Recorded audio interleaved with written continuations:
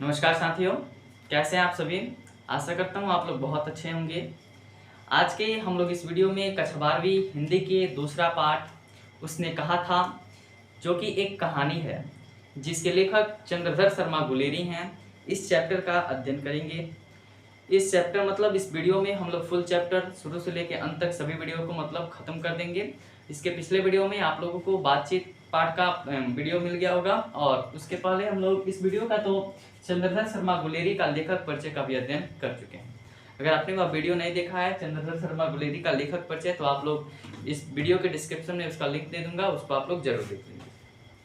अभी के इस वीडियो में हम लोग उसने कहा था, जो कि एक कहानी है, इस चैप्टर का अध्ययन करेंगे। आशा करता हूँ आप लोग को अच्छा लगेगा। चलिए स्टार्ट करते हैं।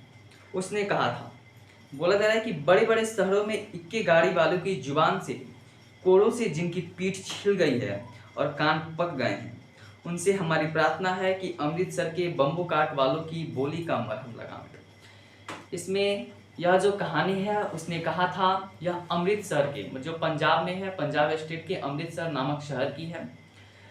वहाँ पे बोला जा रहा है कि जिनकी पीठ छिल गई है, जैसे कि कोई भी सड़क पे निकलता है तो जो वहाँ के गाड़ी वाले होते हैं उनको बोलते हैं कि अच्छे से चलिए। कुछ अटपटांग सा शब्द उनके लिए यूज करते हैं, जो कि बीच में चलते हैं, साइड में चलते हैं, क्योंकि शहर में काफ़ी क्या होती है, बहुत ज़्यादा आवागमन होती है, बहुत ज़्यादा लोग निवास करते हैं, तो गाड़ियाँ भी अधिक चलती हैं, जिससे जाम लग जाता है। तो ऐसे ही बोलते हैं कि जरा साइड से हटिए, मतलब कुछ कुछ बोलते रहते हैं गाड़ी वाले। तो वही बोला जा रहा है कि जो बड़े बड़े शहरों में रहते हैं और एक ही गाड़ी वाले की जुबान से, मतलब जिनकी पीठ छिल गई है और जिनके कान पक गए हैं, वो अमृतसर के जो बम्बू काट वाले हैं, जो अमृतसर में रहा करते हैं, जो गाड़ी वाले, उनकी बोली का मरहम लगाए हुए कितना मीठा बोलते हैं।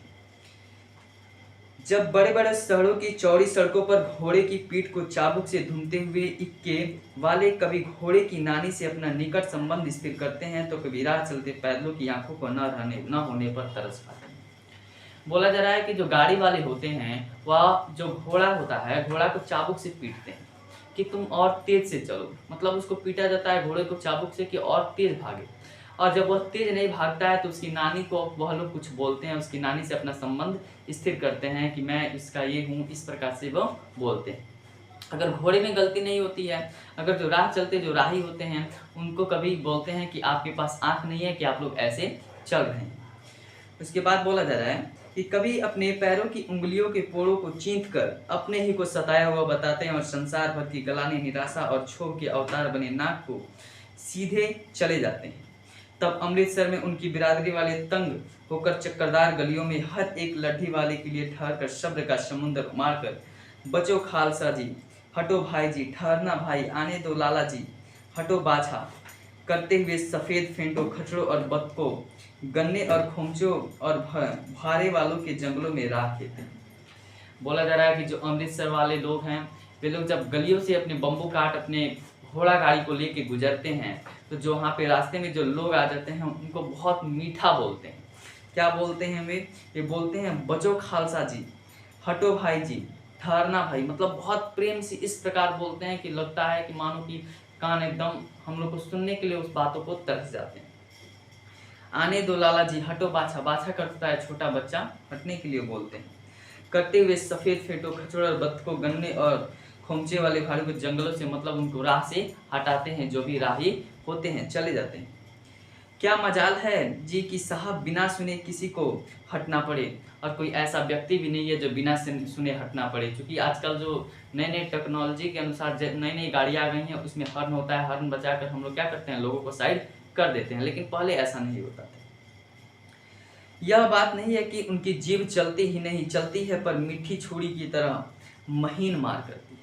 कई लोग ऐसे बोलते हैं जिनसे लगता है कि मतलब वो बहुत अजीब बोलते हैं, और कोई लोग ऐसे इतना खराब शब्द का भी यूज करते हैं जिसको हम सुन के अच्छा लगता है, क्योंकि इतना महीन वे लोग बातें करते हैं। वही बोला था, यदि कोई बुढ़िया बार बार चेतावनी देने पर भी लिक से नहीं हटती, अगर कोई बुढ़ी औरत होती है, बार बार उसको बोला जाता है कि हटो हटो, लेकिन वह नहीं हटती, तो उनकी वचनावली के ये नमूने हैं। तो उनको मतलब बचाने के लिए जो बम्बू काट वाले हैं उनके द्वारा यह बोली बोली जाती है, हट जा जीने जोगिए, हट जा कर्मा वाली, मतलब हट जा, तू अभी जीने योग्य है, हट जा कर्मा वाली, हट जा, अभी तेरे कर्म अच्छे हैं, हट जा पूता प्यारी, पूता करता है पुत्र, हट जा अपने पुत्र को जो तुम प्यारी है, बच जा लंबी वाली।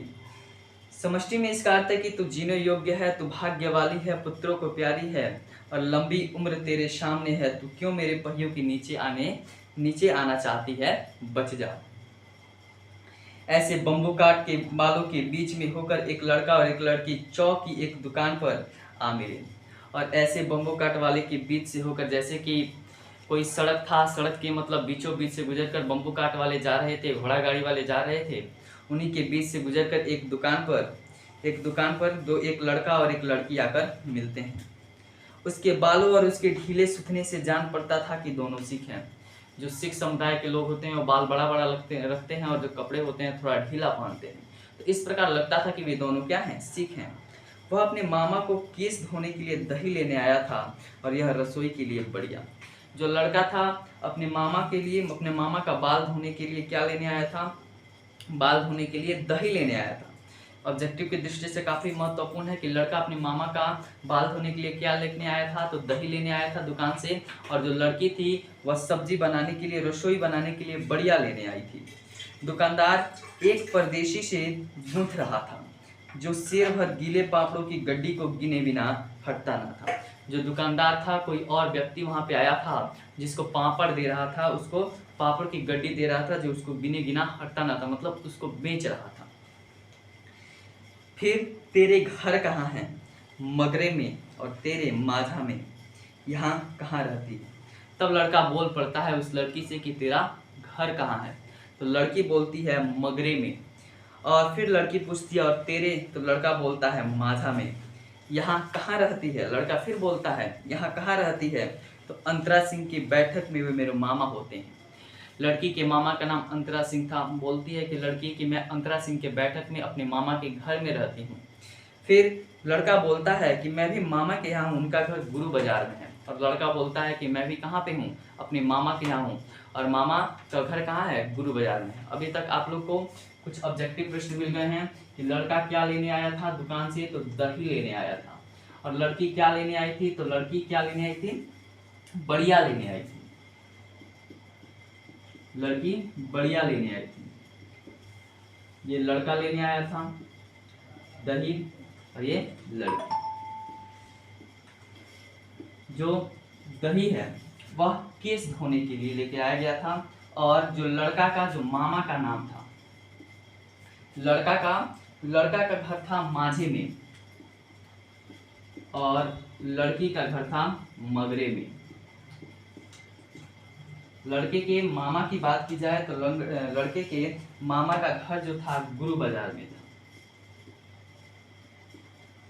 और ये अंतरा सिंह के बैठक में। इस प्रकार इन दोनों का था। और इतने में जो दुकानदार निपटा और इनके सौदे देने लगा, मतलब उसके बाद वह दुकानदार उनसे निपट गया जिनको वह क्या दे रहा था, पापड़ दे रहा था, और इसके बाद इनसे बात करने लगा, इनके सौदे देने लगा। सौदा लेकर अर्थात जो लड़का था दही लेकर और लड़की बढ़िया लेकर साथ साथ चल दिए। कुछ दूर जाकर लड़के ने मुस्कुरा कर पूछा, कुछ दूर वे लोग साथ साथ गए और लड़के ने मुस्कुरा कर पूछा कि तेरी कुड़माई हो गई। कुड़माई का अर्थ होता है सगाई। लड़का लड़की से पूछता है कि क्या तेरी सगाई हो गई है। इस पर लड़की कुछ आंखें चढ़ाकर धत कहकर दौड़ गई और लड़का मुंह देखता रह गया। जब लड़का ने पूछा कि तेरी कुड़माई, तेरी सगाई हो गई, तो लड़की जो थी अपनी आंखें चढ़ाकर धत कह के बोली और वहाँ से भाग गई, और लड़का मुंह देखता रह गया। दूसरे तीसरे दिन सब्जी वाले के यहाँ, दूध वाले के यहाँ अकस्मात दोनों मिल जाते, और बार बार ऐसा ही चलता रहा कि दोनों कहीं कहीं पे, कहीं दूध वाले के पास मिल जाते, कहीं पे सब्जी वाले के पास दोनों एक साथ मिल जाते। मतलब ऐसे ही मिलना जुलना उनका होता रहा। महीना भर यही हाल रहा। 1 महीना तक दोनों ऐसे ही कहीं पे सब्जी वाले, कहीं पे दुकान पे, कहीं रास्ते पे ऐसे वे लोग मिलते रहे। 2-3 बार लड़के ने फिर पूछा तेरी कुड़माई हो गई, और लड़का जब वह मिलती थी लड़की तो उससे पूछता था कि क्या तेरी कुड़माई होगी, और उत्तर में वही धत मिलता, और उत्तर में वह लड़की क्या बोलती कि धत बोल के वहाँ से भाग जाती। एक दिन जब फिर लड़के ने वैसे ही हंसी में चिढ़ाने के लिए पूछा, तब लड़की की संभावना के विरुद्ध बोली हाँ हो गई। एक दिन लड़के ने ऐसे ही मतलब जैसे मिली फिर लड़की तो उससे बोला कि क्या तेरी कुड़माई हो गई, उसको चिढ़ाने के लिए उस लड़की को। तो लड़की बोलती है कि हाँ हो गई। लड़का फिर बोलता है कब हो गई? तो लड़की बोलती है कल, देखते नहीं यह रेशम का कढ़ा हुआ शालू। लड़की जब बोलती है कि लड़का बोलता है कि कब तुम्हारी सगाई हो गई है? तो लड़की बोलती है कि कल हो गई है। तुम मेरे यह शालू नहीं देखते हो? लड़की भाग गई। लड़की ने घर की राह ली। लड़की जो थी वह भागी और लड़का ने घर चलने का मतलब अपने घर चलने लगा। रास्ते में एक लड़के को मोड़ी में ढकेल दिया, एक छावड़ी वाले की दिन भर की कमाई खोई और एक कुत्ते को पत्थर मारा और एक गोभी वाले के ठेले में दूध उड़ेल दिया। सामने नहाकर आती हुई किसी वैष्णवी से टकराकर अंधे की उपाधि पाई, तब कहीं घर पहुंचा। अब उसका दिमाग, लड़की का दिमाग खराब हो गया था, क्योंकि उस लड़की ने बोल दिया था कि हाँ मेरी सगाई हो गई है और तुम यह गढ़ा हुआ सालू मतलब अच्छी तरीके से मतलब जैसे कि कढ़ा हुआ सालू नहीं होता जिस पे कढ़ाई कुछ रंगीनें बना दी जाती हैं, उस प्रकार का सालू था। ऐसा लगता था कि हाँ सगाई हो गई है। क्योंकि पहले की बात है तो पहले बहुत कम उम्र में ही शादी हो जाया करती थी। ठीक है, तो फिर लड़का मतलब काफ़ी निराश हुआ, उसको अच्छा ना लगा। वह कहीं घर जाने का मतलब सोचा कि मैं घर चलता हूँ, और जब वह रास्ते में चल रहा था तो एक लड़का मिला उसको और लड़के को मोड़ी में ढकेल दिया। ठीक है, उसके बाद उसने क्या किया कि एक छावड़ी वाले करता है खोमचे वाले, जो कोई बेच रहा था, उसकी दिन भर की मतलब वो जितना बेचा था उसकी कमाई को पूरा उसने क्या किया, खो दिया। और एक कुत्ते को पत्थर मार दिया। एक रास्ते में एक कुत्ता जा रहा था, उसको उसने पत्थर मारा और एक गोभी वाले के ठेले में दूध उड़ेल दिया। और एक गोभी वाला जो था सब्जी वाला, उसके ठेले पे क्या कर दिया, दूध फेंक दिया। सामने नहाकर आती हुई किसी वैष्णवी से टकराकर अंधे की उपाधि पाई, तभी घर पहुंचा। और सामने एक लड़की नहाती हुई आ रही थी वैष्णवी, उससे जाके टकरा गया और लड़की ने उसको क्या बोला, एक अंधा का उपाधि, उसको अंधा बोल दिया। तभी जाकर वह क्या पहुंचा, उतना कष्ट सह करके उसने घर की राह। अब आते हैं कहानी के दूसरे अध्याय पे, मतलब दूसरा भाग पे। अब दूसरा भाग चालू हो रहा है। यह जो कहानी है अभी आगे चल के मतलब बहुत इसको अच्छी तरीके से डिफाइन किया गया है। अभी हम लोग सैनिक कैसे बनता है, लहना सिंह वही लड़का का नाम है, आगे हम लोग जानेंगे। राम राम, यह भी कोई लड़ाई है? दिन रात खंदकों में बैठे हड्डियां अकड़ गई। लुधियाने से 10 गुना जाड़ा और मेह और बर्फ ऊपर से पिंडलियों तक कंच में धंसे हुए हैं। बोला जा रहा है कि राम राम, यह भी कोई लड़ाई है? पहले लड़ाई मतलब हम लोग का जो भारत देश था पहले दूसरे देशों को गुलाम था, तो उस वक्त की लड़ाई है। तो बोला जा रहा है कि राम राम, यह भी कोई लड़ाई है? दिन रात खंदकों में बैठे, मतलब जो सैनिक होते हैं खंदक में बैठे रहते हैं, चूंकि दुश्मन चारों बगल होते हैं तो खंदक में उनको बैठाया जाता है, कहीं पे गड्ढा खोद के। खंदकों में बैठे हड्डियां अकड़ गई हैं। लुधियाने, वे लोग जो लुधियाना में रहते थे उससे 10 गुना ज़्यादा गर्मी, 10 गुना ज़्यादा ठंडी कहाँ पे है, यहाँ पे है जहाँ पे लोग लड़ाई कर रहे हैं। और मेह और बर्फ ऊपर से क्या हो रही है, गिर रही है। पिंडलियों तक कीच में धंसे हुए, नीचे पानी लग गया और पिंडली तक वहाँ पे क्या हो गए हैं, उनके पाँव धंसे हुए हैं। गनीम कहीं दिखता ही नहीं। घंटे 2 घंटे में कान के पर्दे फाड़ने वाले धमाके के साथ सारी खंदक हिल जाती है। गनीम मतलब अच्छी बात कहीं दिखती ही नहीं है। थोड़ी थोड़ी देर में क्या होती है, 1-1.5 घंटा बाद, 1-1.5 घंटा बाद, 2 घंटे बाद क्या होता है कि दूर से मतलब कहीं पे बम कहीं पे फेंका जाता है, तो इसके धमाके से पूरा खंदक हिल जाता है और 100-100 गज धरती उछल पड़ती है। इस गैबी गोले से बचे तो क्यों लड़े, कोई लड़े। इस गोले से बचे, जो गोला फेंका जाता है दुश्मन देशों के द्वारा, उससे कोई बचे तब ना आगे की लड़ाई लड़े। नगरकोट का जलजला सुना था। यह दिन के 25 जलजले होते हैं। नगरकोट में कितने जलजले होते हैं दिन में, तो 25 जलजले होते हैं। जो कहीं खंदक से बाहर शाफा या कुहनी निकल गई तो चटाक से गोली लगती है। ना मालूम बेईमान मिट्टी से लेटे हुए या घास की पत्तियों से छिपे रहते हैं। अगर कहीं जहाँ पे वे लोग हैं उसे हाथ ऐसे ऊपर किए तो चटाक से इस पर गोली लगती है। इसलिए वे लोग कहाँ पे रहते हैं, खंडक में रहते हैं। लहना सिंह और 3 दिन है। लहना सिंह बोलता है कि और 3 दिन है। 4 तो खंदक में बिता ही दिए, 4 दिन तो खंदक में बिता दिए हैं। परसों रिलीफ आ जाएगी, परसों मतलब आराम मिल जाएगा। और फिर 7 दिन की छुट्टी, क्योंकि वे लोग 7 दिन काम करते थे, 7 दिन वे लोग पहरा देते थे, 7 दिन दूसरा कोई पहरा देता था, और 7 दिन की छुट्टी हो जाएगी। अपने हाथों झटका करेंगे और पेट भर खाकर सो रहेंगे। अब वो लोग आराम करेंगे 7 दिन तक और उसके बाद पेट भर खाना खाएंगे और सोए रहेंगे। उस फिरंगी मैम के बाग में मखमल की सी हरी घास है। जो ये लोग यहाँ पे रहते थे, जहाँ फिरंगी जो अंग्रेज औरत थी, उनके यहाँ पे जो उनका जो बाग है वह मखमल सा है, मखमल सा घास उस पर बिछा हुआ है। फल और दूध की तो वर्षा वहाँ पे कर देती है। जो वह अंग्रेजन है वह क्या करती है, फल और किसकी, दूध की वर्षा मतलब बहुत ज़्यादा इन लोगों को देती है। लाख कहते हैं दाम नहीं लेती। लहना सिंह उनको लाख कहता है कि आप इसके पैसे ले लीजिए, लेकिन वह जो औरत है फिरंगी मैम है, वे लोग उसका पैसा नहीं लेती। कहती हैं तुम राजा हो, मेरे मुल्क को बचाने आए हो। वह औरत कहती है कि तुम राजा हो, मेरे मुल्क को क्या करने आए हो, बचाने आए हो। 4 दिन तक पलक नहीं झपी, बिना फेरे घोड़ा बिगड़ता है और बिना लड़े सिपाही। 4 दिन तक उनको आंख नींद नहीं आई। ये देखिएगा आप, बिना मतलब फेरे बिना दौड़े घोड़ा क्या करता है, बिगड़ जाता है। मतलब एक ही जगह वह रहने का सोचता है, और बिना लड़ी अगर लड़ाई, सिपाही अगर कोई भी कोई काम ना करे तो क्या हो जाता है, उसका दिमाग खराब हो जाता है। और जब सिपाही को लड़ने के लिए रखा जाता है, कोई लड़ाई नहीं होती है तो उसका भी दिमाग खराब हो जाता है। मुझे तो संगीन चढ़ाकर मार्च का हुक्म मिल जाए तो फिर 7 जर्मनों को अकेला मारकर न लौटूं तो मुझे दरबार साहब की दहली पर मत्था टेकने का नसीब न हो। पाजी कहीं के कलों के घोड़े संगीन देखते ही मुंह फाड़ देते हैं और पैर सकड़ने लगते हैं। यो अंधेरे में 30-30 मन का गोला फेंकते हैं। उस दिन धावा किया था, 4 मील एक जर्मन नहीं छोड़ा था। पीछे जनरल ने हट आने का कमान दिया, नहीं तो। बोला जा रहा है, लहना सिंह बोलता है कि अगर मुझे मतलब इजाज़त मिल जाए तो मैं क्या करूँगा कि कुछ दूर जा कर के 7 जर्मनों को अकेला मार दूंगा। अगर मैं उनको नहीं मार पाया, मुझे मतलब गुरु साहब की जो दहेली होती है उन पे मत्था टेकने का मुझको नसीब ना हो।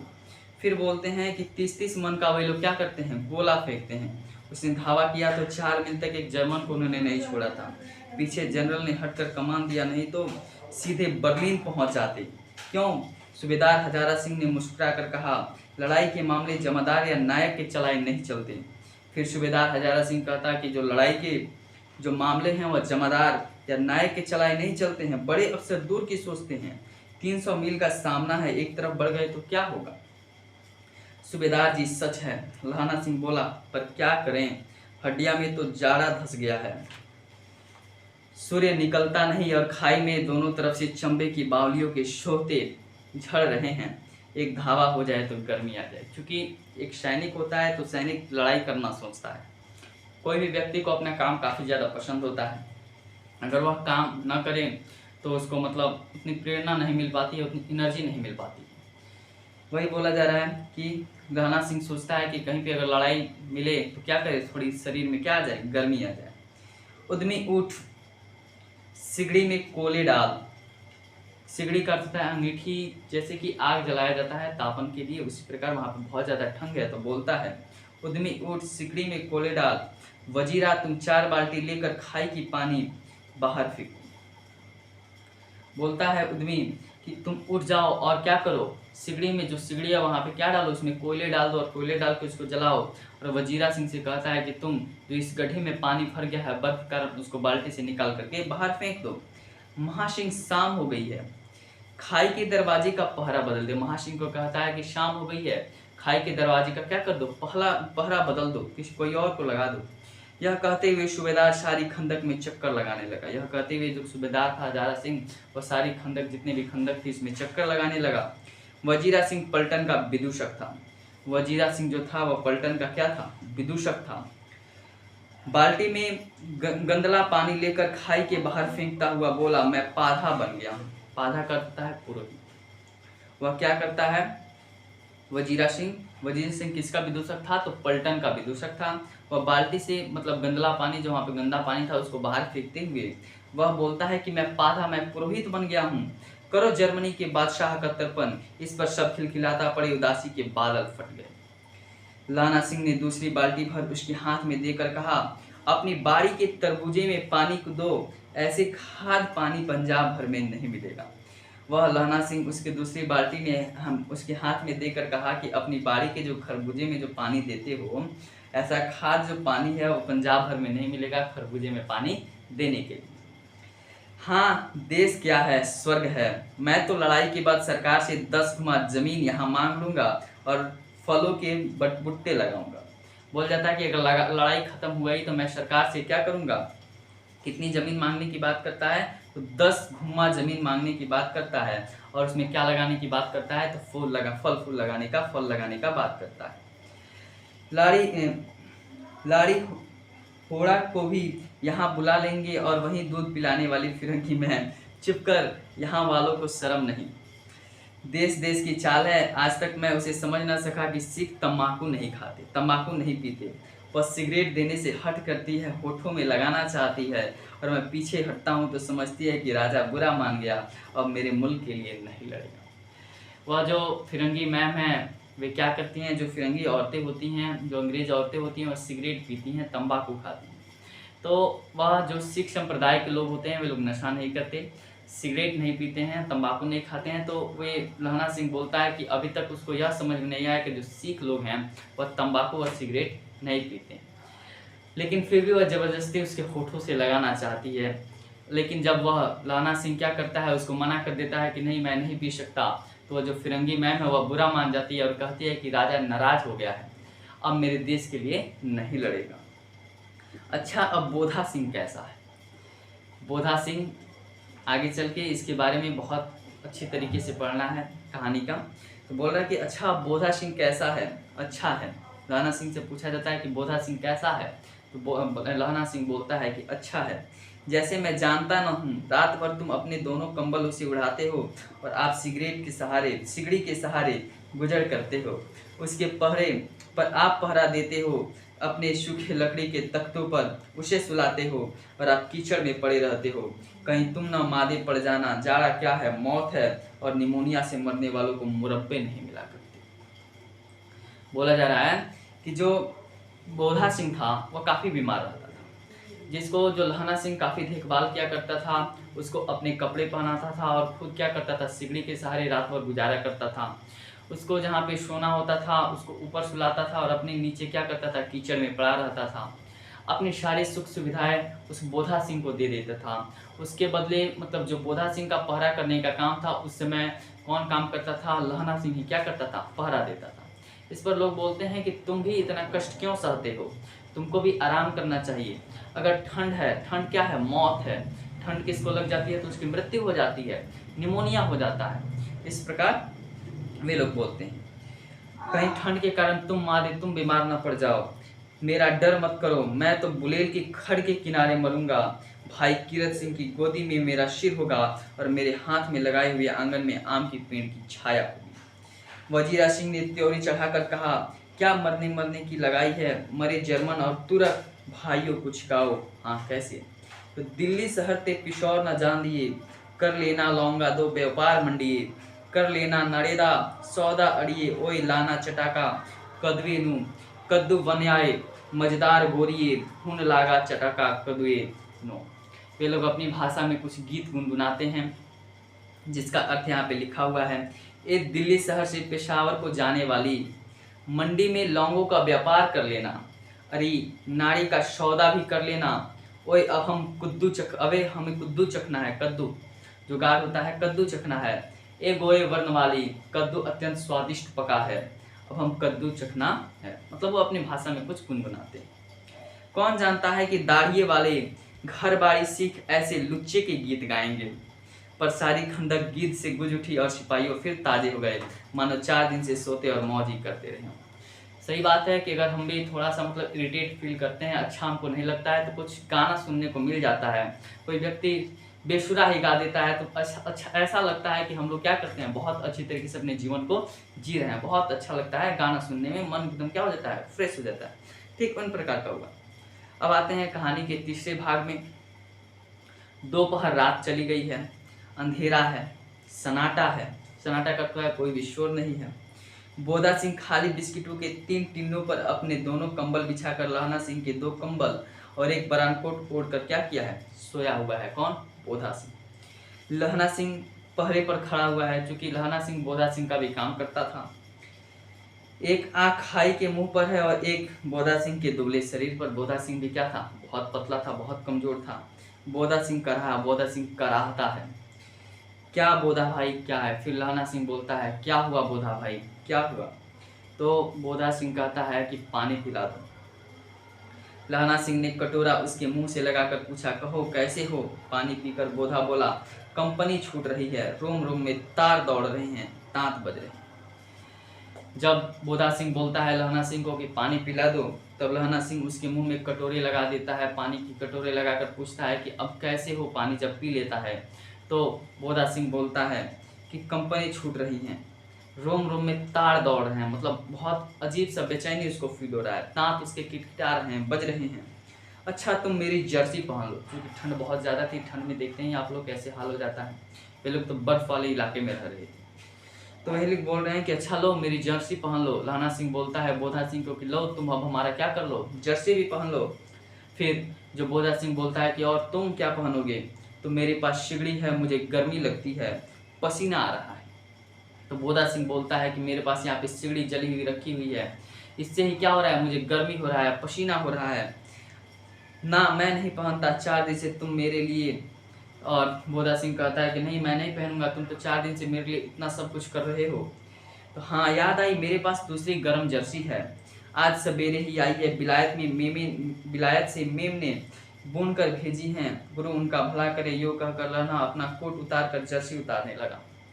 लहना सिंह क्या कहता है, जब बोधा सिंह उसकी जर्सी पहनने से मना कर देता है तो बोलता है कि नहीं नहीं मेरे पास दूसरी जर्सी आई है, जो मेम है फिरंगी मेम, जो मेम है बिलायत से, एक मेम ने मुझे बुन करके क्या किया है, एक जर्सी भेजा है, अभी मैं उसको क्या करूँगा, पहन लूँगा।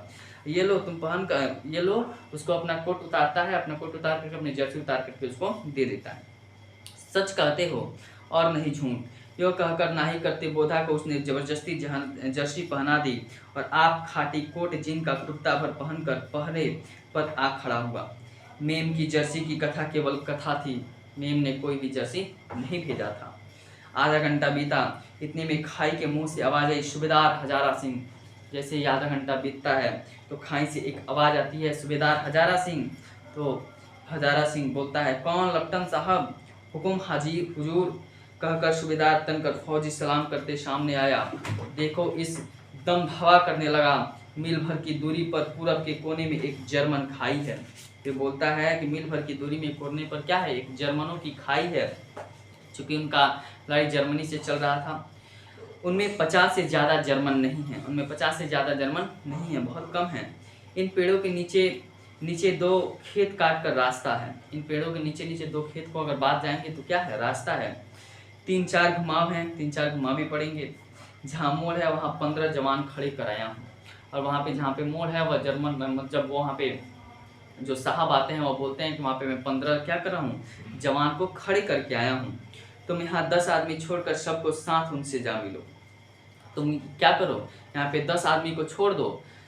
उसको बोलता है तुम यहाँ पे 10 आदमी को छोड़ दो और सभी को ले जाके उनसे जाके मिल जाओ। खंदक छीन कर वहीं, जब तक दूसरा हुक्म ना मिले डटे रहो, हम यहाँ रहेगा। जो हुक्म, खंदक मतलब छीनता है और बोलता है कि तुम क्या करो, डटे रहो, वहाँ पर जाओ, जब तक तुमको हुक्म ना मिले तब तक वहीं पे रहो, मैं यहाँ पर रहेगा। रहेगा इस शब्द को पकड़िएगा, जो अंग्रेज होते हैं इसी प्रकार बोलते हैं, क्योंकि भारतीयों का जो लैंग्वेज होता है अलग होता है, वहाँ पे उसने गलती कर दी। जो हुक्म, चुपचाप सब तैयार हो गए। बोधा भी कंबल उतार कर चलने लगा। तब लहना सिंह ने उसे रोका। लहना सिंह आगे हुआ तो बोधा के बापू सूबेदार ने उंगली से बोधा की ओर इशारा किया। लहना सिंह समझकर चुप हो गया। पीछे 10 आदमी कौन रहे, इस पर बड़ी हुज्जत हो गई। कोई रहना ना चाहता था। समझा बुझाकर सूबेदार ने मार्च किया। लेफ्टिनेंट साहब लहना की सिगड़ी के पास मुंह फेर कर खड़े हो गए और जेब से सिगरेट निकालकर सुलगाने लगे। 10 मिनट बाद उन्होंने लहना की ओर हाथ बढ़ाकर कहा, लो तुम भी पियो। चूँकि जो लहना सिंह था वह क्या था, एक सिख था और सिख सिगरेट नहीं पीते थे। इस बात पे और अंग्रेज की एक और बात पे कि डटे रहो, हम यहाँ रहेगा। इन दोनों बातों पे गौर कीजिए। पहले तो चुपचाप सब तैयार हो गए चलने के लिए और बोधा सिंह भी क्या किया, अपने कंबल को उतार के चलने के लिए तैयार हो गया। लहना सिंह ने उसे रोका कि बोधा सिंह तुम मत जाओ, और बोधा के पिता सूबेदार थे, सूबेदार ने उन्हें इशारा भी कर दिया कि तुम क्या करो, मत जाओ। लहना सिंह समझ गया और चुप हो गया। फिर जो लेफ्टिनेंट साहब थे वह सिगड़ी की ओर, जहाँ पे सिगड़ी जल रही थी वहाँ पे उन्होंने अपना मुंह किया और मुंह करके एक सिगरेट जलाकर उसको पीने लगे और लहना सिंह को बोले, लो लहना सिंह तुम भी पी लो। आंख मारते मारते लहना सिंह सब समझ गया। वह समझ गया, मुंह का भाव छिपाकर बोला, लाओ साहब। हाथ आग करते ही उसने सिगड़ी के उजाले में साहब का मुख देखा। और लहना सिंह बोलता है कि लाओ साहब मैं भी पी लूँ, जब तुम दे ही रहे हो तो लाओ मैं भी पी लूँ। लेकिन देखते देखते सिगड़ी के सारे, जब सिगड़ी जलती है तो हल्का प्रकाश आया और उसने लपटन साहब जो वहाँ पे आए थे उनका क्या किया, मुंह देख लिया, बाल देख लिए। तब उसका माथा ठनका, इसका दिमाग का बत्ती जला कि यह क्या है।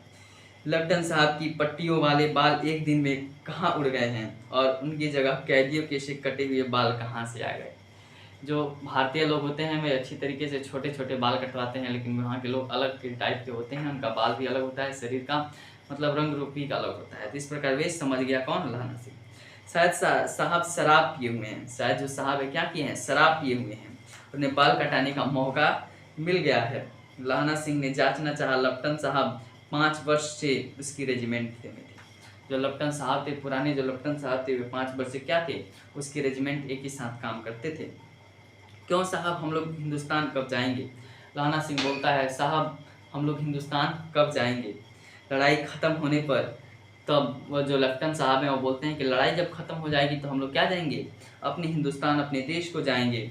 क्यों यह देश पसंद नहीं। फिर लेफ्टिनेंट साहब बोलते हैं क्या तुमको यह देश पसंद नहीं आया। नहीं साहब शिकार के मज़े यहाँ कहाँ। बोलता है कि नहीं साहब शिकार के जो मज़े हैं जो अपने देश में हुआ करते हैं वह इस देश में कहाँ हैं। याद है पाशाल नकली लड़ाई के पीछे हम और आप जगाधरी जिले में शिकार करने गए थे। हाँ हाँ वही जब आप खोते पर सवार थे और आपका खानसाम अब्दुल्ला रास्ते में एक मंदिर में जल चढ़ाने को रह गया था। इस बात को भी नोटिस कीजिएगा। बेशक पाजी कहा कि सामने में वह नीलगाय निकली कि ऐसी बड़ी मैंने कभी न देखी थी और आपकी एक गोली कंधे में लगी और पुट्ठे में निकली। ऐसे अफसर के साथ शिकार खेलने में मजा है। क्यों साहब शिमले से तैयार होकर उस नीलगाय का सिर आ गया था ना, आपने कहा था कि रेजिमेंट की मेष में लगाएंगे। हाँ पर मैंने वह विलायत भेज दिया। बोलते हैं कि नहीं मैंने उसको क्या किया, लपटन साहब ने बोला कि मैंने उसे विलायत विदेश भेज दिया। ऐसे बड़े बड़े सिंह 2-2 फुट के तो होंगे। फिर बोलते हैं कि ऐसे जो सिंह होते हैं 2-2 फुट के तो होंगे। हाँ लहना सिंह 2 फुट 4 इंच के थे। तुमने सिगरेट नहीं पिया। फिर लेफ्टिनेंट साहब बोलते हैं क्या तुमने सिगरेट नहीं पिया। पीता हूँ साहब, दिया सलाई ले आता हूँ, कहकर लहना सिंह खंदक में घुसा। अब उसे संदेश नहीं आ रहा था कि उसने झटपट निश्चय कर लिया कि क्या करना चाहिए। अंधेरे में किसी सोने वाले से यह टकराया कौन, वजीरा सिंह। अब इस जितना हमने बात को पढ़ा अभी आपको समझ में आ जाएगा। वजीरा सिंह से टकराता है, बोलता है हाँ क्यों लहना, क्या क्यामत आ गई, कौन सी मतलब ऐसी क्यामत आ गई है। ज़रा तो आंख लगने दी होती, ज़रा मुझे शोध लेने तो दिए होते। क्या होता है कि जो लपटन साहब थे वे कोई और व्यक्ति थे, वो लपटन साहब नहीं थे, उनका वर्दी पहन करके कोई व्यक्ति आया था। क्योंकि उसने क्या किया, सबसे पहले तो उसने शब्द बोला था कि हम यहाँ रहेगा कुछ अलग टाइप का हो गया। दूसरी बात उन्होंने यह बोला था कि लो किसको, लहना सिंह को, कि तुम सिगरेट पी लो। उसके बाद यहाँ पे एक और शब्द का प्रयोग हुआ है कि जो उनको परखने के लिए लहना सिंह कुछ बालते बोलता है कि आपका खानसामा अब्दुल्ला जो कि एक मुस्लिम व्यक्ति है वह एक मंदिर में जल चढ़ा रहा था, ठीक है। और जो नीलगाय होती हैं उनके सिंग कितने बड़े होते हैं, 2 फुट 4 इंच के तो कभी नहीं होते। इस बात से वो पकड़ा गया। फिर कहानी का चौथा भाग देखते हैं। बोलता है कि होश में आओ क्यामत आई है। बोलते हैं कि होश में आ जाओ क्यामत आ गई है। लपटन साहब वही वर्दी पहन कर आए हैं क्या। लपटन साहब या तो मारे गए हैं या कैद हो गए हैं। उनकी वर्दी पहनकर या कोई जर्मन आया है। सूबेदार ने उसका मुंह नहीं देखा, मैंने देखा और बातें की है। सौफरा साफ उर्दू बोलता है पर किताबी उर्दू पर मुझे पीने को सिगरेट दिया है। लहना सिंह क्या करते हैं, वजीरा सिंह को इस बात को बताते हैं। तो अब मारे गए, धोखा है। सूबेदार कीचड़ में चक्कर काटते फिरेंगे और यहाँ खाई पर धावा होगा और उधर उन पर खुले पे धावा होगा। उठो एक काम करो, पलटन के पैरों के निशान देखते देखते दौड़ जाओ, अभी बहुत दूर न गए होंगे। सूबेदार से कहो कि एकदम लौट आए, खंदक की बात झूठ है, चले जाओ, खंदक के पीछे से निकल जाओ, पता तक न खड़के की देर मत करो। फिर पलटन क्या करता है, पलटन क्या करता है, पैरों के निशान को बोला जाता है कि उसको तुम निशान देखते देखते क्या जाओ, उनके पीछे जो गए हैं वहाँ पे उनके पीछे पीछे दौड़ जाओ, अभी बहुत दूर नहीं गए होंगे। और सूबेदार से कहो कि तुम एकदम, और जो सूबेदार से कह देना कि जितने भी आदमी यहाँ से गए हैं उनको लेकर के क्या करें यहाँ पे लौट आए। खंदक की बात झूठी है कि वहाँ पे क्या है, जर्मनों का बहुत बड़ा खंदक है जहाँ पे 50 से अधिक जर्मन नहीं है। खंदक के पीछे से निकल जाओ, पता तक ना पड़े कि देर मत करो। हुक्म तो यह है कि ऐसी तैसी हुक्म की मेरी हुक्म जमादार लहना सिंह जो इस वक्त यहाँ सबसे बड़े अफसर हैं उसका हुक्म है, मैं लेफ्टिनेंट साहब की खबर लेता हूँ। पर यहाँ तो हम 8 ही हैं, लेकिन वहाँ पे जो खंदक थी जहाँ पे लहना सिंह था वहाँ पे 8 ही व्यक्ति थे। वहाँ पे लेफ्टिनेंट साहब आए थे, 8 नहीं 10 लाख। लहना सिंह बोलता है कि 8 नहीं हैं 10 लाख हैं। एक एक जो अकालिया सिख होता है वह 1.25 लाख के बराबर होता है। चले जाओ। लौटकर खाई के मुहाने पर लहना सिंह दीवार से चिपक गया। उसने देखा कि लेफ्टिनेंट साहब जेब से बेल के बराबर 3 गोले निकाले और लेफ्टिनेंट साहब ने देखा, दीवार के सहारे जाके एक जगह चिपक गया और देखा कि जो लेफ्टिनेंट साहब थे जो नकली बन करके आए थे, उन्होंने जेब से बेल के बराबर, जो बेल होता है जिसको एक तरफ से भोजपुरी भाषा में उसको सिरफल बोलते हैं, ठीक है, फल है, उसको क्या किया, उसके बराबर 3 गोले उन्होंने निकाले और तीनों को जगह जगह खंदक की दीवारों में घुसेड़ दिया। और तीनों क्या किया, जगह जगह मतलब खंडर की जो जहाँ पे दीवारें थी, जहाँ पे गड्ढा बना था उसकी दीवारों में हल्का हल्का कहीं क्या किया, लगा दिया उन तीनों को। और तीनों को एक तार से ही बांध दिया। तार में आगे सूते की एक गुत्थी थी जिसे सिगड़ी के पास रखा और बाहर की तरफ करके एक दिया सलाई जलाकर गुत्थी पर रखने। बिजली की तरह दोनों हाथों में उल्टी बंदूक को उठाकर लहना सिंह ने साहब की कुहनी पर तान कर दे मारा। बिजली की तरह दोनों हाथों से क्या किया, उल्टी बंदूक को लहना सिंह ने उठाया और साहब का जो कुहनी था उस पर उसने क्या किया, तान कर दे मारा, गोली मार दी। धमाके के साथ साहब की हाथ से दिया सलाई गिर पड़ी और लहना सिंह ने एक कुंदा साहब की गर्दन पर मारा। फिर लहना सिंह ने क्या किया, उस जो साहब थे लेफ्टिनेंट साहब, एक कुंदा उनके बंदूक का जो कुंदा होता है उससे उनके गर्दन पर एक कुंदा मारा और साहब आंख mean God, oh my God कहते हुए चित हो गए, कहते हुए क्या हो गए, वहां से गिर गए। लहना सिंह ने तीनों गोले बिनकर खंदक के बाहर फेंके और साहब को घसीटकर सिगड़ी के पास लिटाया। लहना सिंह ने उनके तीनों गोलों को क्या किया, बिना और खंदक के बाहर फेंक दिया उसको, नहीं तो वहाँ पे वो ब्लास्ट हो जाता। और साहब को घसीट करके क्या किया, सिगड़ी के पास जहाँ पे सिगड़ी जल रही थी लेकर के आया। जेबों की इनकी तलाशी ली तो 3-4 लिफाफे मिले। किसके, तो अभी इस बात को ध्यान रखिएगा, ऑब्जेक्टिव की दृष्टि से काफ़ी महत्वपूर्ण है कि जब लहना सिंह ने उस लेफ्टिनेंट साहब की जेबों की तलाशी ली तो क्या मिले, तो 3-4 लिफाफे मिले और एक डायरी निकलकर उन्हें अपनी जेब से हवाले किया। उन्होंने क्या किया, लहना सिंह को दे दिया। साहब की मूर्छा हटी। लहना सिंह हंसकर बोला, क्यों लेफ्टिनेंट साहब, मिजाज कैसा है। क्या किया, जो लहना सिंह था वो लेफ्टिनेंट साहब को पहले एक गोली दे मारता है, उसके बाद जो कुंदा था बंदूक का कुंदा से उनके गर्दन पे मारता है। फिर पूछता है कि लहना सिंह हंसकर बोलता है लेफ्टिनेंट साहब से, क्यों लेफ्टिनेंट साहब आपका मिजाज कैसा है। तो आज मैंने बहुत बड़ी सीखी, यह सीखी कि सिख सिगरेट पीते हैं। और लेफ्टिनेंट साहब के से लहना सिंह बोलता है कि लेफ्टिनेंट साहब कि लेफ्टिनेंट साहब आज हमने आपसे बहुत कुछ सीखा है। हमने आपसे यह सीखा है कि जो सिख लोग होते हैं वे लोग सिगरेट भी पीते हैं। यह सीखा कि जगधारी के ज़िले में नीलगाय होती है। यह भी सीखा कि जगधारी का जो ज़िला है वहाँ पे तो नीलगाय नहीं है ना होता है, लेकिन उनके द्वारा होता है।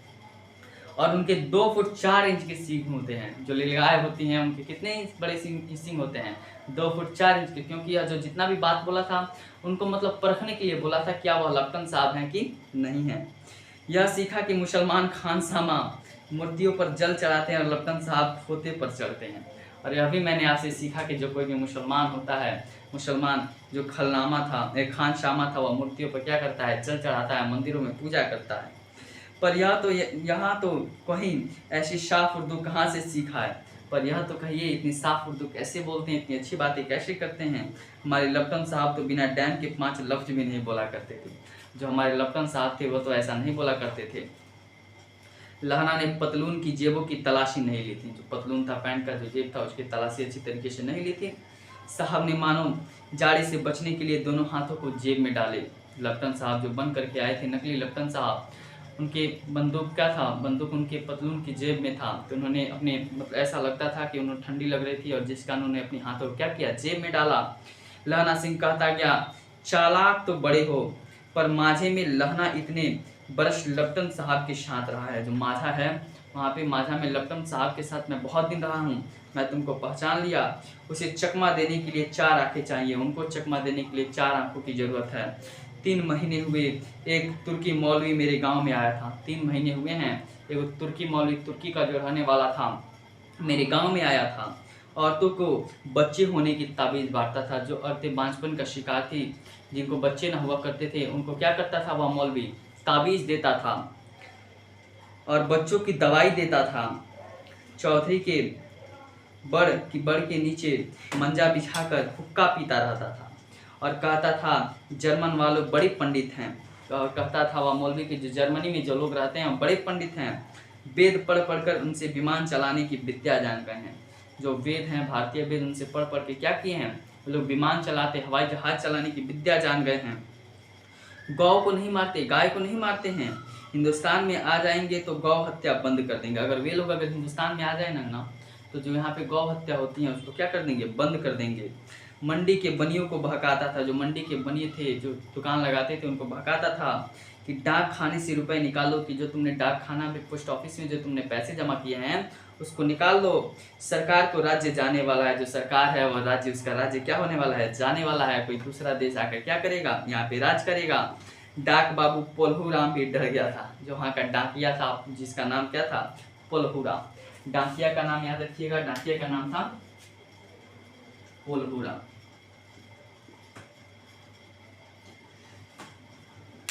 वो अभी क्या गया था, डर गया था। मैंने मुल्ला जी की दाढ़ी मोड़ दी थी। लहना सिंह बोलता है कि जो मुल्ला जी थे, जो तुर्की से आए थे, उनकी दाढ़ी मैंने मोड़ दी थी और गांव से बाहर निकाल कर कहा था जो मेरे गांव में अब पैर रखा तो समझ लेना। साहब की जेब में से पिस्तौल चला और लहना की जांघ में गोली लगी। साहब के पॉकेट में पिस्तौल था। लपटन साहब जो बन करके आए थे, उनके पॉकेट से एक गोली चली और जाकर के लहना सिंह के क्या लगी, जांघ में गोली लग गई। इधर लहना कि हेनरी मार्टिनी की 2 फायरें ने साहब की कपाल क्रिया कर दी और लहना सिंह ने हेनरी मार्टिन के 2 फायर किए, 2 गोली मारे और साहब वहीं पे क्या हो गए, चित हो गए, उनकी मृत्यु हो गई। धड़ाका सुनकर सब दौड़ गए, ऐसी गोली की बौछारें सुनकर, गोली की आवाज़ें सुनकर वहाँ पे सभी दौड़ गए। दोनों तरफ पटिया कश सभी दौड़ गए। बोधा चिल्लाया क्या है, और बोधा सिंह चिल्लाया क्या हुआ, क्या हुआ। लहना सिंह ने उसे तो यह कहकर सुला दिया कि एक हड़का हुआ कुत्ता आया था, मैंने मार दिया और उसे सब कह दिया। फिर लहना सिंह क्या कहता है, उस बोधा सिंह को चुप कराने के लिए, सुलाने के लिए बोल देता कि हड़का हुआ पागल कुत्ता आया था, जिसको मैंने क्या किया, गोली मार दिया। और औरों से, मतलब जो और भी व्यक्ति थे बोधा सिंह के अलावा वहाँ पे, उनसे सभी सही अच्छी बातें कह दी, जो वहाँ पे हुआ था, घटना हुआ था, उसके बारे में कह दिया। सब बंदूकें लेकर तैयार हो गए। सब जितने भी थे वहाँ पे व्यक्ति थे, जितने भी सिपाही थे, वे लोग बंदूक लेकर के तैयार हो गए। लहाना ने शाफा फाड़ कर घाव की दोनों तरफ पट्टियाँ कसकर बांधी और घाव मांस में ही था। पट्टियों के कसने से लहू निकलना बंद हो गया। लहाना सिंह ने सफा अपने कपड़े को फाड़ा और उसके बाद क्या किया, जहाँ पे घाव लगा था उसको वहाँ पे बांध दिया, अच्छी तरीके से बांध दिया, जिससे खून निकलना तो बंद हो गया। उतने में 70 जर्मन चिल्लाकर खाई में घुस पड़ी। उतने में 70 जर्मन व्यक्ति थे। चूंकि लपटन साहब आए थे यहाँ से, वहाँ पे जितने भी सिपाही थे उनको दूर भेजने के लिए, चूंकि वहाँ पे उनको कब्जा करना था, वहाँ पे जितने सिपाही थे उनको मारना था। तो उन्होंने क्या किया कि 70 जर्मन चिल्लाकर खाई जो वहाँ पे, जहाँ पे वे लोग रहा करते थे, लहाना सिंह जहाँ पर थे, वहाँ पे 70 जर्मन आ गए। इसको भी हेड कर लीजिएगा, इसको भी याद रखिएगा, कितने जर्मन आ गए, 70 जर्मन आ गए। ये पहले कितने हैं, यहाँ पे 8 ही व्यक्ति हैं कुल मिलाकर, 70 जर्मन आ गई। सिखों की बंदूकों की बाढ़ ने पहले धावे का रोका। सिखों की बंदूकों की जो धार थी, वहाँ पे जो 8 सिख थे, उन्होंने क्या किया, वे जो 70 जर्मन की गोली से उनको क्या किया, अपने धावे से, पहले धावे से उनको रोका, दूसरे को रोका, पर यहाँ थे 8 और लहाना सिंह तब तक कर मार रहा था। वह खड़ा था और लेटे हुए थे और वे 70 अपने मुर्दे भाइयों के शरीर पर चढ़कर जर्मन आगे घुसे जाते थे। थोड़े ही मिनट में वे, देखिए अब क्या होता है, जब दोनों बगल से फायरिंग होती है, इधर से 8 व्यक्ति हैं और इधर से 70 व्यक्ति हैं, ये लोग कुछ फायरिंग करते हैं, तो जिनसे यहाँ पे कोई व्यक्ति यहाँ पे मर जाता है और जितने बचते हैं, इनके शरीर पे पैर रख करके क्या करते हैं, अपने भाइयों के शरीर पे पैर रख के क्या करते हैं, आगे चले जाते हैं। फिर बोलता है, पीछे वालों की संगीन भाइयों के सिर पर चढ़कर जर्मन आगे घुस जाते हैं। थोड़े से मिनटों में वे अचानक आवाज़ आई, वाह गुरुजी की फतेह, वाह गुरुजी की खालसा। जो सिख लोग होते हैं एक शब्द का अधिक उपयोग करते हैं, वाहे गुरुजी की फतेह, वाहे गुरुजी की खालसा। और धड़ाधड़ बंदूकों के फायर जर्मन की पीठ पर पड़ने लगे। और धड़ाधड़ जो सिख थे वे क्या किए, इनको इस ऐसा शब्द है जो सिख संप्रदाय के लिए एनर्जी उत्पन्न कर देता है। वे लोग क्या करते हैं, धड़ाधड़ गोली चलाते जाते हैं। जर्मन की कई लाशें गिर जाती है, उसकी पीठ पे पड़ने पड़ते हैं। और एन मौके पर जर्मन 2 चक्की के पाटों के बीच आ गए। पीछे से सूबेदार हजारा सिंह के जवान आग बरसाते थे और सामने लहना सिंह के साथियों के संगीन चल रहे थे। पास आने पर पीछे वाले ने भी संगीन पिरोना शुरू कर दिया। एक किलकारी और अकाल सिखों दी फौज आई, वाह गुरुजी की फतेह, वाह गुरुजी की खालसा। सतगिरी अकाल पुरुष और लड़ाई खत्म हो गई। 63 जर्मन तो यहाँ खेत रहे और करा रहे थे। 63 जर्मन को उन्होंने क्या किया था, मार दिया था। वो लोग क्या कर रहे थे, करा रहे थे। सिखों में 15 के जो वहाँ पे सिख थे वे लोग जो भी वहाँ पे बाहर गए थे वहाँ पे क्या गए, वहाँ पे आ गए और 15 सिखों की जान चली गई।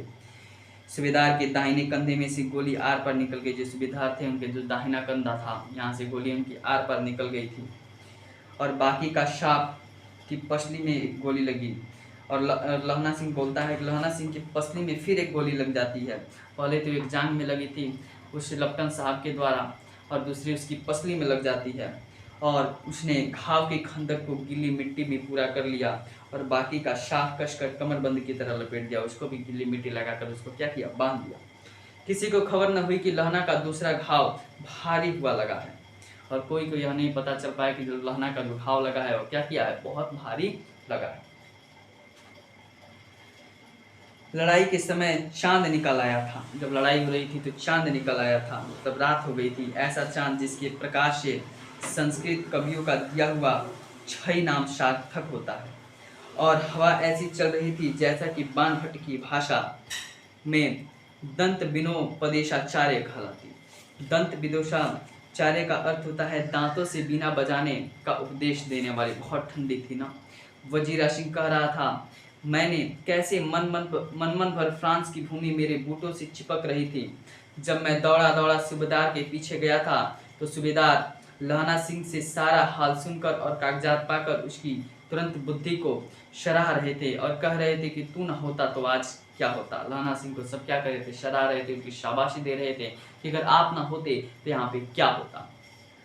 इस लड़ाई की आवाज़ 3 मील दाहिनी ओर की खाई वालों ने सुन ली थी। जो 3 मील से मतलब वहाँ से 3 मील की दूरी पे थे, उन्होंने क्या किया था, उस वहाँ से जब गोली चली उन्होंने सुन लिया था। उन्होंने पीछे से टेलीफोन कर दिया। उन्होंने टेलीफोन किया था। वहाँ से झटपट 2 डॉक्टर और 2 बीमार ढोने की गाड़ियाँ चली। वहाँ पे 2 बीमार ढोने की गाड़ी आ गई और क्या हुए, वहाँ पे 2 डॉक्टर आए जो करीब 1.5 घंटे के अंदर वहाँ पे पहुँच गई थी। फील्ड अस्पताल नज़दीक था। सुबह होते होते वे सब वहाँ पे पहुँच जाएंगे। इसके मामूली पट्टी बांधकर एक गाड़ी में घायल लिटाए गए और दूसरी में लाशें रखी गई। एक गाड़ी में क्या किया गया, जो घायल व्यक्ति थे उनको रखा गया और दूसरी में लाशें को क्या किया, लिटाया गया। सूबेदार ने लहना सिंह की जांघ में पट्टी बंधवानी चाहिए पर उसने यह कहकर टाल दिया कि थोड़ा गाँव है, सवेरे देखा जाएगा। सूबेदार ने क्या किया कि लहना सिंह के जांघ में पट्टी फिर से बंधवानी चाहिए, क्योंकि उनको होने का तो वहाँ पे जो लगा था पसली में उनको तो मालूम नहीं था, केवल किसको मालूम था, जांघ पे लगा था वो, तो इसको पट्टी फिर से बंधवानी चाहिए। लेकिन लहना सिंह ने मना कर दिया, बोला कि थोड़ा घाव है, सवेरे देखा जाएगा। सुबह में बोधा सिंह ज्वर से बरा रहा था। बोधा सिंह जो था उसको अपने बुखार लगा था, उससे वह गिड़गिड़ा रहा था। वह गाड़ी में लिटाया गया। लहना को छोड़कर सूबेदार जाते नहीं थे। यह देख लहना ने कहा, तुम बोधे की कसम है और सूबेदारनी की सौगंध जो इस गाड़ी में न चले जाओ। लहना सिंह बोलता है, लहना सिंह को छोड़कर सूबेदार नहीं जाते थे वे। लहना सिंह फिर बोलता है कि देख लहना ने कहा, तुम्हें बोधा सिंह की कमी है। सूबेदार को लहना सिंह कहता है कि तुम्हें बोधा सिंह अपने पुत्र की क्या है, कसम है, और सूबेदार ने जो तुम्हारी बीवी है उनकी सौगंध है तुमको, अगर तुम इस गाड़ी में नहीं गए तो। और तुम, तब सूबेदार कहते हैं, और तुम क्या करोगे लहना, तुम मेरे लिए वहीं पहुंचकर गाड़ी भेज देना। मेरे लिए जब तुम पहुंच जाना तो मेरे लिए क्या कर देना, गाड़ी भेज देना। और जर्मन मुर्दों के लिए भी तो गाड़ियाँ आती होंगी, और जो जर्मन मुर्दे हैं उनके लिए भी तो गाड़ी आती ही होगी। मेरा हाल बुरा नहीं है, देखते नहीं मैं खड़ा हूँ, वजीरा सिंह मेरे पास ही है। और बोलता है कि देखते नहीं मैं इतना स्वस्थ हूँ, मैं इतना अच्छा हूँ और वजीरा सिंह तो मेरे पास ही है। अच्छा, पर बोधा गाड़ी पर लेट गया। भला आप तो चढ़ जाओ, सुनिए तो सूबेदारनी होरा को चिट्ठी लिखा तो मेरा मत्था टेक देना। और बोलता है लहना सिंह बोलता है कि सूबेदारनी होरा को अगर आप चिट्ठी लिखें तो मेरा मत्था, मेरा प्रणाम लिख देना, और जब घर जाओ तो कह देना कि मुझसे जो उन्होंने कहा था वो मैंने कर दिया। फिर जो सूबेदारनी होती हैं, जो सूबेदार की जो बीवी हैं, उन्होंने लहना सिंह से कुछ बातें कही थी, और लहना सिंह बोलता है कि अगर आप घर के लिए चिट्ठी लिखना तो मेरा उनके लिए मत्था टेकना, उनको नमस्कार लिख देना, और कह देना कि जो उन्होंने मुझसे कहा था करने के लिए वो मैंने कर दिया। गाड़ियां चल पड़ी थी। सूबेदार ने चढ़ते चढ़ते लहना का हाथ पकड़ कर कहा, तूने मेरे और बोधा के प्राण बचाए हैं। सूबेदार ने चढ़ते चढ़ते लहना के हाथ पकड़ कर कहा, सूबेदार जो था वो लहना का हाथ पकड़ कर कहा कि तुमने मेरा और मेरे बेटे बोधा सिंह की जान बचाए हैं। लिखना कैसे? साथ ही घर चलेंगे। लिखना क्या है? साथ ही हम लोग क्या करेंगे? घर चलेंगे। अपनी सूबेदारनी को तो तू ही कह देना, मेरी सूबेदारनी जो है उनको तू ही कर देना कि मैं जो उन्होंने जो मुझे कहा था मैंने कर दिया। उसने क्या कहा था? फिर वह पूछता है कि उसने क्या कहा था। सूबेदार पूछता है लहना सिंह से, अब आप गाड़ी पर चढ़ जाओ, मैंने जो कहा है वह लिख देना और कह भी देना। अब लहना सिंह उनको नहीं बताता है, बोलता है कि अब गाड़ी तो खुलने वाली है, आप गाड़ी पर चढ़ जाइए, और जो मैंने कहा है उतना ही बस आप लोग लिख दीजिएगा, वे लोग समझ जाएंगे। गाड़ी के जाते ही लहना लेट गया। जैसे ही गाड़ी वहाँ से चली, लहना क्या हो गया? मूर्छित होकर वहाँ पे लेट गया। वजीरा पानी पिला दे और मेरा कमरबंद खोल दे, तर हो रहा है।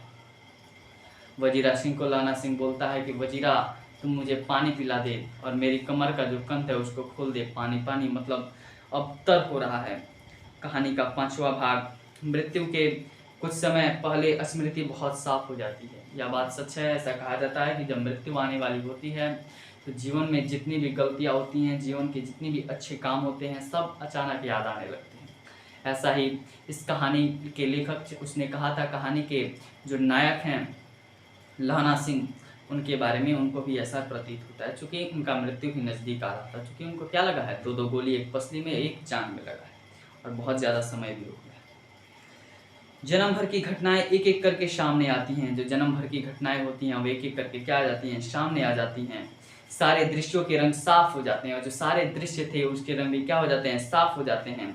समय की धुंध बिल्कुल उन पर से हट जाती है। लहना सिंह 12 वर्ष का है। अब फिर जब कहानी स्टार्ट होती है, जब वे लड़का लड़की मिलते हैं, लड़का लड़की से पूछता है कि तेरी सगाई हो गई, और लड़की का धत कह देना, फिर लड़की का कहना कि हाँ हो गई। फिर वहाँ पे वे लोग चल देते हैं। जब लहना सिंह का उम्र कितना वर्ष था? 12 वर्ष। जब बचपन में मिलते हैं तो लहना सिंह का उम्र कितना वर्ष था? 12 वर्ष था। अमृतसर के मामा के यहाँ आया हुआ था, दही वाले के यहाँ, सब्जी वाले के यहाँ, और कहीं कहीं से 8 वर्ष की लड़की, और जो लड़की की उम्र थी वह कितनी थी? 8 वर्ष की लड़की थी। लहना सिंह का उम्र 12 वर्ष और लड़की का उम्र 8 वर्ष। जहाँ पे वे सब्जी वाले के यहाँ कहीं सामान लेने जाते थे, वे लोग कहीं पे मिल जाते थे। तब धत कहकर वह जब वह पूछता कि तेरी कुर्माई हो गई, लड़का जब पूछता कि क्या तेरी कुर्माई हो गई, तो वह धत कहकर भाग जाती। एक दिन उसने वैसे ही पूछा तो उसने कहा हाँ कल हो गई, देखते नहीं यह रेशम का फूला वाला सालू। सुनते ही लहना सिंह को दुख हुआ, क्रोध हुआ। क्यों हुआ? वजीरा सिंह पानी पिला दे। फिर वजीरा सिंह से कहता है कि वजीर सिंह क्या कर, पानी पिला दे। 25 वर्ष बीत गए हैं, अब 25 वर्ष उस बात को बीत गए हैं। अब लहना सिंह नंबर 77 राइफल्स में जमादार हो गया है। उस 8 वर्ष की कन्या का ध्यान ही ना रहा। अब तो मैं एक सिपाही हो गया हूँ, 77 राइफल्स का जमादार हो गया हूँ, 8 वर्ष का कन्या का ध्यान ही ना रहा। ना मालूम वह कभी मिली थी या नहीं, उसको इतना भी नहीं याद आ रहा है कि ना मालूम वह कभी मिली थी मुझसे कि नहीं मिली थी। 7 दिन की छुट्टी लेकर जमीन के मुकदमे की पैरवी करने वह अपने घर गया। जो लहना सिंह था वह 7 दिन की छुट्टी करके क्या किया था? अपनी ज़मीन की पैरवी के लिए, ज़मीन का कोई केस चल रहा था, उसके लिए अपने घर गया था। वहाँ रेजिमेंट के अफसर की चिट्ठी मिली कि फ़ौज लाम पर जाती है। फिर वहाँ पे उसको चिट्ठी मिली, रेजिमेंट के जो अफसर थे उनके द्वारा भेजी गई। लहना सिंह को चिट्ठी मिलती है कि जो वहाँ पे जो सैनिक हैं फ़ौज पे लाम पे जा रहे हैं, फ़ौरन चले आओ, लड़ाई छिड़ चुकी है, तुम फ़ौरन चले आओ। साथ ही सूबेदार हजारा सिंह को भी चिट्ठी मिली कि मैं और बोधा सिंह भी लाम पर जाते हैं, लौटते समय हमारे घर होते जाना, साथ चलेंगे। सूबेदार का गांव रास्ते में पड़ता है और सूबेदार उसे बहुत चाहता है। लहना सिंह सूबेदार के यहाँ पहुँचा। जब चलने लगे तो सूबेदार बेड़े में से निकल कर आया, घर में से निकल कर आया, बोला लहना सूबेदारनी तुमको जानती है, बुलाती है, जा मिला। जब सूबेदार घर से निकल के आया, जब लहना सिंह उसके साथ गया था, चूँकि सब कोई साथ जाने वाले थे, तो लहना सिंह को सूबेदार बोलता है कि जा लहना सिंह, तुमको सूबेदारनी अर्थात लहना सिंह सूबेदार की बीवी बुला रही हैं, तुम जाके उनसे क्या करो, मिला, वह तुम्हें जानती हैं। लहना सिंह भीतर पहुंचा, सूबेदारनी मुझे जानती हैं, कब से? रेजिमेंट के क्वार्टरों में तो कभी सूबेदारनी के घर के लोग नहीं रहे। दरवाजे पर जाकर मत्था टेकना कहा। आशीष सुनी, लहना सिंह चुप हो गया। वह रेजिमेंट के क्वार्टरों में जब सब कभी सूबेदार के घर के लोग तो कभी नहीं आए हैं, क्वार्टर में तो घर के लोग नहीं आते हैं, तो वे लोग कैसे, वह मुझे कैसे चाहती हैं? तो दरवाजे पर जाकर तुमने मत्था टेकना बोला, नमस्कार बोला, और आशीष सुनी, बोला कि आशीष मतलब खुश रहो, और लहना सिंह चुप हो गया। मुझे पहचाना? वो लड़की हैं, वो जो औरत हैं, सूबेदार ने बोलती हैं कि क्या आपने मुझे पहचाना? तो लहना सिंह बोलता है नहीं। तेरी कुड़माई हो गई, भत कल हो गई, देखते नहीं रेशम का बुट्टो वाला शालू अमृतसर में। फिर वह जो बचपन में उनकी बातें होती हैं, वह बताता है कि आपने मुझसे पूछा था कि तेरी कुड़माई हो गई, तो मैंने धत कहकर आपको बोल दिया था नहीं, और फिर मैंने आपसे बोला था कि हाँ मेरी हो गई। भावों की टकराहट से मूर्छा खुली, करवट बदली, पछली का घाव बह निकला, वजीरा पानी पिला, उसने कहा था। फिर क्या हुआ कि भावों की टकराहट मतलब वह ऐसा समय था जब वे दोनों मिलते हैं, जब वह समय याद आता है तो इनके मतलब एक प्रकार से ऐसा लगता है कि अब फिर से जी गया, और उसकी मूर्छा खुली और उसने करवट को बदली और पसली का घाव बाहर निकल दिया, बह निकला। पसली का जो घाव लगा था वो बह निकला। फिर वजीरा सिंह बोला, फिर लहना सिंह वजीरा से बोलता है, वजीरा पानी पिला दे, उसने कहा था। उसने क्या कहा था? तो अभी स्वप्न चल रहा है, क्योंकि मृत्यु काफ़ी नज़दीक है लहना सिंह की। सूबेदार ने कह रही है, मैंने तेरे को आते ही पहचान लिया, एक काम कहती हूँ, मेरे तो भाग फूट गए। लहना सिंह को वह जो सूबेदारनी है बोलती हैं कि तुम जब मेरे यहाँ आए थे तो मैंने तुमको पहचान लिया था, अब तुम एक काम कहती हूँ, मैं तुमको एक काम बताती हूँ, मेरे तो भाग फूट गए हैं। सरकार ने बहादुरी का खिताब दिया है, लायलपुर में ज़मीन दे दी है। सरकार ने इनको क्या किया है, बहादुरी का तो खिताब दे दिया है, लायलपुर में ज़मीन भी। यह ऑब्जेक्टिव के लिए काफ़ी महत्वपूर्ण है। सूबेदारनी को मतलब जो सूबेदार थे उनको कहाँ पे ज़मीन मिला है, तो लायलपुर में ज़मीन मिला है। आज नाम कहलाली का मौका आया है, पर सरकार ने हम तीमियों का घघरिया पलटा क्यों न बना दे। आज नाम कहलाली का मौका पर सरकार में हम तीमियों की जो घघरिया है वो पलटन क्यों न बना दी। जो भी सूबेदार जी के साथ चली जाती, एक बेटा है, फौज में भर्ती हुए उसे 1 वर्ष हुआ, उसने पीछे 4 और हुए, एक भी नहीं जिया। सूबेदारनी बोलती हैं कि मेरा एक ही बेटा है, वह उस बेटा का नाम है बोधा सिंह, उसके पीछे उसके पहले उस लड़के के पहले 4 और लड़के हुए थे, लेकिन एक भी जीवित नहीं रहा। सूबेदारनी रोने लगी, और यह बात कह के वह जो लड़की थी जो बचपन में अब सूबेदारनी हो गई है, वह रोने लगती है। अब दोनों आ जाते हैं, मेरे भाग, तुम याद है कि एक दिन टांगों वाले की घोड़े दही वाले की दुकान के पास बिगड़ गया था। तुमको याद है कि एक तो लड़के बोलते हैं कि एक तुमको याद है जब हम लोग बचपन में मिला करते थे, तो जो टांगे वाला का जो घोड़ा था वह क्या गया था, बिगड़ गया था, गुस्सा हो गया था और दुकान के पास बिगड़ गया था। तुमने उस दिन मेरे प्राण बचाए थे, उस घोड़े से मेरे प्राण बचाए थे। आप घोड़े की लातों में चले गए थे और आप घोड़े के लातों के नीचे चले गए थे और मुझे उठाकर दुकान के तख्ते पर खड़ा कर दिया था। ऐसे इन दोनों को बचाना यह मेरी भिक्षा है, तो तुम्हारे आगे मैं आंचल पसारती हूँ। जिस प्रकार आपने मुझे उन घोड़ों से बचाया था, उस प्रकार मेरे पति और मेरे बेटे को भी बचाना। मैं लहना सिंह से बोलते हैं कि मैं तुमसे क्या करती हूँ, भिक्षा मांगती हूँ। रोती रोती सूबेदारनी ओबरी में चली गई। लहना भी आंसू पोंछता हुआ बाहर आया, क्योंकि बहुत दिन के बाद मिले थे। वजीरा सिंह को फिर बोलता है, लहना सिंह के पानी पिला दे वजीरा, उसने कुछ कहा था। लहना का सिर अपनी गोद में रखे वजीरा सिंह बैठा है, जब मांगता है तब पानी पिला देता है। आधे घंटे तक लहना चुप रहा, फिर बोला। लहना का सिर क्या करता है, अपनी गोद में रखे वजीरा सिंह बैठता है और जब पानी मांगता है तब वह पानी पिला देता है वजीरा सिंह, और आधे घंटे तक लहना चुप रहता है और फिर बोलता है, कौन, कीरत सिंह? वजीरा ने कुछ समझ कर कहा, हाँ। फिर लहना सिंह बोलता है, कौन, कीरत सिंह? तो वजीरा ने कुछ समझ कर बोला कि हाँ भैया, मुझे और ऊंचा कर ले। वह जो लहना सिंह का सपना था कि मैं कीरत सिंह की गोद में मरूंगा, वह बोलता है भैया मुझे और ऊंचा कर ले, अपने पट पर मेरा सिर रख ले। लहना सिंह जो अपने सपने में ही है और बोल रहा है वजीरा सिंह को, कीरत सिंह समझ कर कि तुम मेरा जो सिर है अपने क्या कर लो, थोड़ा और ऊंचा कर लो और अपने पट पर मेरा सिर रख लो। वजीरा ने वैसा ही किया और वजीरा सिंह ने क्या किया, वह भी कीरत सिंह बन गया और उसने क्या किया, जिस प्रकार लहना सिंह बोला था उसी प्रकार किया। हाँ अब ठीक है, पानी पिला दी, बस अब के हार में यह आम खूब फैलेगा। वह जो लहना सिंह था वह उसका सपना था कि अपने भाई कीरत सिंह की गोद में मरे और आम के छाँव के नीचे मरे। तो वह बोल रहा है कि पानी पिला दे, बस अब के हार में यह क्या करेगा, आम खूब फलेगा, आम खूब लगेगा, चाचा भतीजा दोनों यहीं बैठकर आम खा लेना। जितना बड़ा मेरा भतीजा है उतना ही यह आम है, जिस महीने उसका जन्म हुआ था उसी महीने मैंने इसने लगाया था। लहना सिंह ने आम का पेड़ लगाया था, जिस महीने उसका जन्म हुआ था उसी महीने लगाया था। बोलता है कि तेरा भतीजा है उतना यही आम है, मतलब जितना बड़ा तेरा भतीजा है उतना ही बड़ा क्या है, आम का पेड़ भी है, चाचा भतीजा दोनों बैठकर यहीं पे आम खाना। वजीरा सिंह के आंसू टपक रहे थे, वजीरा सिंह जो था उसके आंसू टपक रहे थे इतनी दर्द भरी कहानी सुन करके। कुछ दिन पीछे लोगों ने अखबार में पढ़ा, फ्रांस और बेल्जियम 68वीं सूची मैदान में एक घाव से मरा नंबर 77 सिख राइफल्स जमादार लहना सिंह।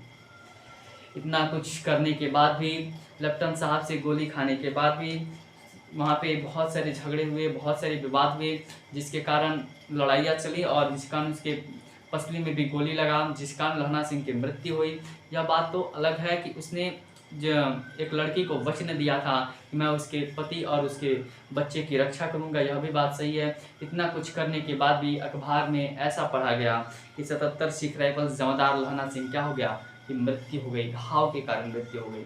यह नहीं लिखा गया कि वह शहीद हो गया। यही इस कहानी का दर्द भरा कहानी है। और उसने कहा था में बस इतना ही महत्वपूर्ण है कि उस लड़की ने क्या कहा था। उस लड़की ने कहा था कि जिस तरह तुम मेरी रक्षा किए थे बचपन में जब मैं 8 वर्ष की थी, उसी प्रकार तुम क्या करना, मेरे पति और मेरे पुत्र की रक्षा करना, क्योंकि मेरे 4 पुत्र इसके पहले हुए थे, बोधा सिंह के पहले हुए थे, लेकिन वे 4 क्या हुए, मर गए। बस कहानी का इतना ही संदेश है कि चूँकि जो लहना सिंह था एक अच्छा सैनिक था, एक अच्छा प्रेमी था, इस चैप्टर का वह नायक है, तो उसके लिए इस प्रकार लिखा जाना कि वह घाव के कारण मर गया, यह नहीं लिखा जाना कि वह शहीद हो गया, क्योंकि जो सैनिक होते हैं वह अपने नाम के लिए मरते हैं। ठीक इसी प्रकार यह कहानी यहाँ पे समाप्त होता है। आशा करता हूँ आप लोग को यह वीडियो काफ़ी अच्छा लगा होगा। अगर अच्छा लगा है तो आप अपने दोस्तों में इस वीडियो को ज़्यादा से ज़्यादा शेयर कीजिए। और इस चैप्टर का आंसर क्वेश्चन का जो लिंक है, वीडियो का लिंक आपको इस वीडियो के डिस्क्रिप्शन में दे दूँगा। और चंद्रधर शर्मा गुलेरी का जो लेखक परिचय है उसका भी जो लिंक है वह इस डिस्क्रिप्शन में दे दूँगा। ठीक है, मिलते हैं अगले वीडियो में, धन्यवाद।